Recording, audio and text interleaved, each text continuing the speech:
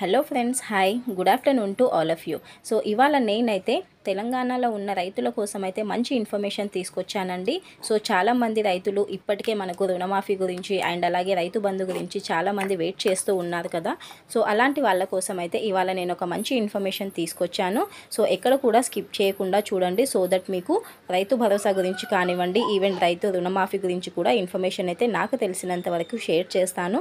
So ఎక్కడ కూడా skip చేయకుండా చూడండి.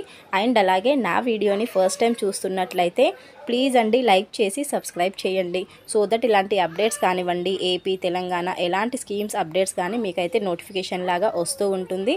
ఇంకా లేట్ చేయకుండా టాపిక్లోకి అయితే వెళ్ళిపోదాం. సో మనకు ఇంతకుముందు చూసుకున్నట్లయితే తెలంగాణలో రైతు బంధు పథకం అయితే ఉండేది కేసీఆర్ గవర్నమెంట్లో అయితే. సో అప్పుడు ఏంటంటే మనకు ఎన్ని ఎకరాల భూమి ఉన్నా కూడా మనకు రైతు బంధు డబ్బులు అయితే 2 విడతల వారీగా పడేవి కదా, సంవత్సరానికి ఒకసారి. సో ఇన్ కేస్ ఆ భూములు మనకు పంట భూములు కానివ్వండి, లేకపోతే మనం ఎలాంటి అందుట్లో పంటలు పండించకపోయినా మనకు ఎన్ని ఎకరాలు ఉన్నా కూడా మనకు ఎలాంటి లిమిట్ లేకుండా రైతు బంధు అయితే మనకు వేసేవాళ్ళు. సో ఇయర్లీ 2 టైమ్స్ అయితే.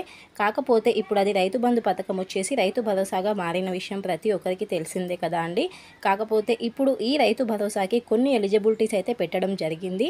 సో ఆ ఎలిజిబిలిటీస్ ఏంటి అని మనం చూసుకున్నట్లయితే, సో మన దగ్గర ఏదైతే ల్యాండ్ ఉందో అది కంపల్సరీగా మనకు అగ్రికల్చర్ ల్యాండ్ అయితే అయి ఉండాలండి. సో పంటలు చేసే భూమి అయితేనే మనకు రైతు బంధు స్కీమ్ అయితే ఇప్పుడు రావడం అయితే జరుగుతుంది. సో మనం ఎలాంటి పంటలు పండించకపోతే దానికైతే ఇప్పుడు రైతు భరోసా కింద డబ్బులు అయితే మన అకౌంట్లోకి రావండి.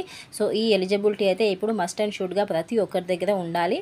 అండ్ అలాగే ఏదైతే రేషన్ కార్డు మన దగ్గర ఉందో అది అప్ టు డేట్ ఈకేవైసీ చేసి ఉన్న దానికైతేనే రైతు బంధు డబ్బులు అయితే పడతాయి. సో ఈ రైతులు వచ్చేసి మనకు ఏదైతే భూమి వాళ్ళ దగ్గర ఉందో ఫస్ట్ అయితే మనకు అగ్రికల్చర్ డిపార్ట్మెంట్ వాళ్ళు ఎవరైతే ఉంటారో, సో ఆ పర్టికులర్ ప్రాంతాల వాళ్ళు అయితే ఎవరైతే ఉంటారో, సో ఆ అధికారులు వచ్చి అయితే సర్వే చేయడం అయితే జరుగుతుంది. సో ఇన్ కేస్ కానీ ఆ భూమి పంట భూమా లేకపోతే పంటలు పండించట్లేదా అనేది చూసి దానిపైన మనకు ఎంతవరకు మనం ఎలిజిబిలిటీ ఉంటామో సో అంతవరకు అయితేనే మనకు రైతు భరోసా డబ్బులు అయితే పడతాయండి. లేకపోతే ఈ రైతు భరోసా డబ్బులు అయితే రావు. అండ్ అంతేకాకుండా ఇప్పుడు మనకు చాలామందికి ఒక డౌట్ అయితే ఉంది. సో 5 ఎకరాల వరకు మనకు రైతు భరోసా ఇస్తారా, 10 ఎకరాల వరకు ఇస్తారా అనేది చాలామంది రైతులకు అయితే ఈ డౌట్ ఉంది. సో దీనిపైన అయితే ఇప్పటి వరకు ఎలాంటి ఇన్ఫర్మేషన్ అయితే అఫీషియల్గా ఇవ్వలేదు. బట్ ఏంటంటే మ్యాక్సిమం 5 ఎకర్స్ వరకే లిమిట్ అయితే ఉంటుందని చాలామంది అయితే అంటున్నారు. 90% అయితే 5 ఎకర్స్ వరకు ఇచ్చే ఛాన్సెస్ అయితే ఎక్కువగా ఉన్నాయి. 10 ఎకర్స్ అయితే కొంచెం చెప్పలేము, మనము డౌట్గానే ఉంటుంది. సో ఈ రైతు భరోసా డబ్బులు మనకు మొదటి విడత డబ్బులు 7,500 రూపాయలు ఎప్పుడు వస్తుంది అంటే మనకు జూలై ఎండింగ్లో కానివ్వండి, ఆగస్టు ఫస్ట్ వీక్లో కానివ్వండి అమలు చేస్తామని అయితే చెప్పడం జరిగిందండి. సో మ్యాక్సిమం మనం ఏదైతే మన రైతు బంధు డబ్బులు ఉన్నాయో, సో ఇప్పుడు మనకు ఎకరానికి 15,000 ఇస్తామని చెప్పారు కాబట్టి సో 2 విడతల వారీగా వస్తుంది కాబట్టి మనకు 7,500 రూపీస్ అయితే మొదటి విడతగా మనకు జూలై ఎండింగ్లో కానీ ఆగస్టు ఫస్ట్ వీక్లో కానీ అమలు చేస్తారు.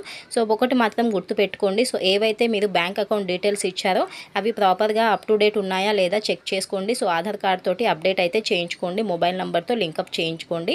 అప్పుడే మీకైతే రైతు బంధు గురించి, రైతు భరోసా గురించి ఎలాంటి ఇన్ఫర్మేషన్ వచ్చినా మీకు మెసేజ్ అయితే వస్తుంది. So hope you understand. Eligibilities అయితే ఇవన్నీ ఉన్నాయి. సో పంట భూమికే మనకైతే రైతు భరోసా డబ్బులు అయితే వస్తాయండి. So this is the information. Thank you for watching. Next వీడియోలో కలుద్దాం. బాయ్.